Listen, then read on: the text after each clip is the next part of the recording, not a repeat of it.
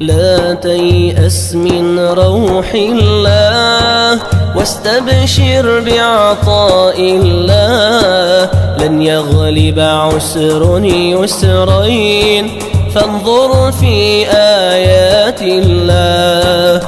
لا تيأس من روح الله واستبشر بعطاء الله، لن يغلب عسر يسرين فانظر في آيات الله. لا تجعل لليأس سبيلا لفؤاد آمن بالله، هل يحزن من أيقن حقا أن الفعال هو الله. لا تجعل لليأس سبيلا لفؤاد آمن بالله.